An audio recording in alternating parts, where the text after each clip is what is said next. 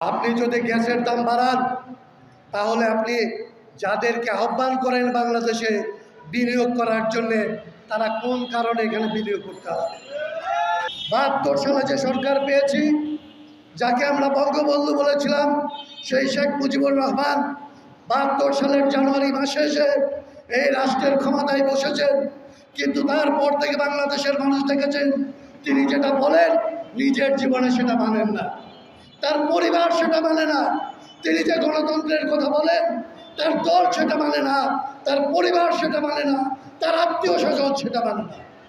আমি কথাটা বলতে চাই এই জন্যে যে আপনি যা বলেন, আপনি যা বিশ্বাস করেন, যদি আপনার নেতৃত্বেও আপনি যদি নেতৃত্বে থাকেন, আপনার জীবন, আপনার আচরণ, আপনার নীতি নৈতিকতা যদি জনগণের সামনে প্রশ্নবিদ্ধ হয়, তাহলে আপনার পক্ষে আপনি যত বুদ্ধিমানই হন, আপনি যত ত্যাগী হন, আপনি যত ভালো কথাই বলেন, আপনার নেতৃত্বে দেশে পরিবর্তন সম্ভব। এই হচ্ছে 17 এপ্রিলের অভিজ্ঞতা। এই জন্য 17 এপ্রিলের সরকারকে বারবার আমাদের মনে করতে হবে কেন আমরা যুদ্ধে পেরেছিলাম, আর কেন আমরা যুদ্ধের পরে এই 53 বছর ধরে কেন আমরা আমাদের আকাঙ্ক্ষা বাস্তবায়ন করতে পারি নাই। তার কারণ হচ্ছে যে এরপরে যারা নেতৃত্বে এসেছে তারা বারবার জনগণকে যেটা বলেছে নিজের জীবনে সেটা পালন করে নাই, নিজের পরিবারে, নিজের ব্যক্তিগত জীবনে, দলীয় জীবনে তার কোনো ধরনের ছায়া ছিল না।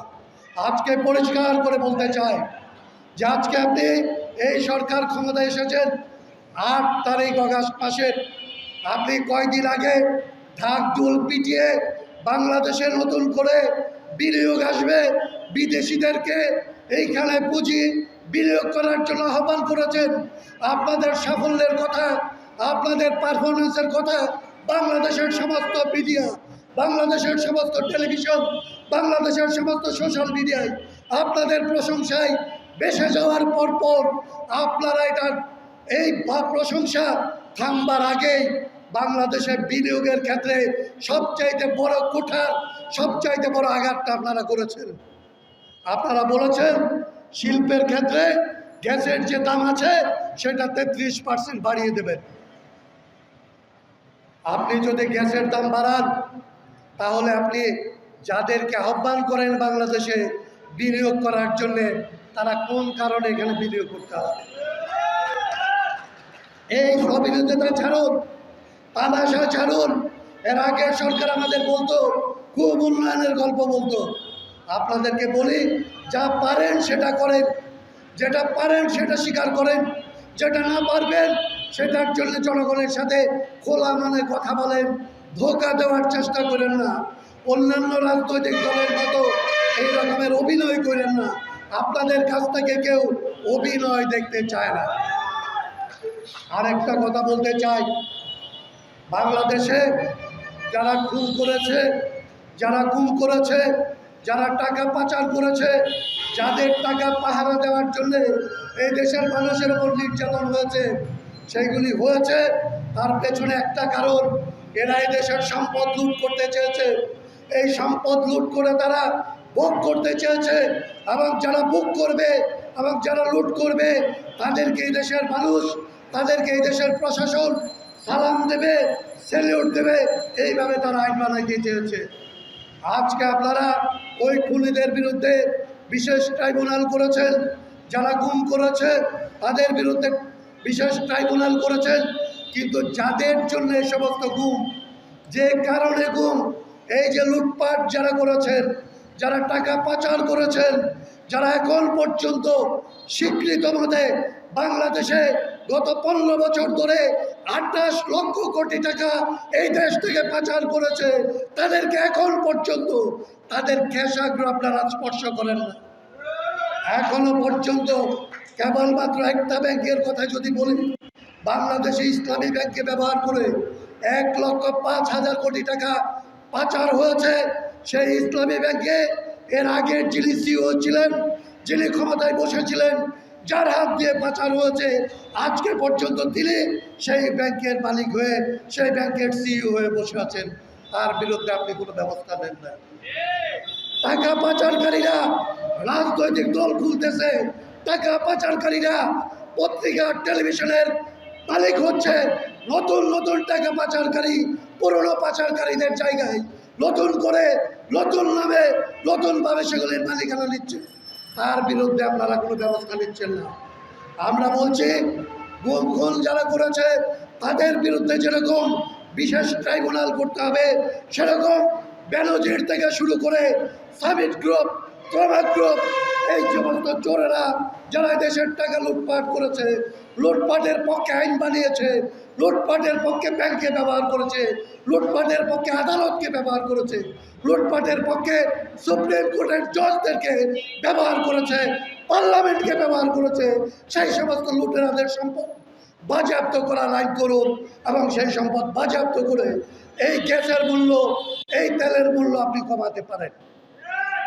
আজকে সেগুলি না করে নতুন করে ভোজ্য তেলের দাম বাড়ানো হচ্ছে, গ্যাসের দাম বাড়ানো হচ্ছে, কিন্তু কোনো ধরনের ব্যবস্থা নেওয়ার কোনো লক্ষণ আমরা দেখছি না।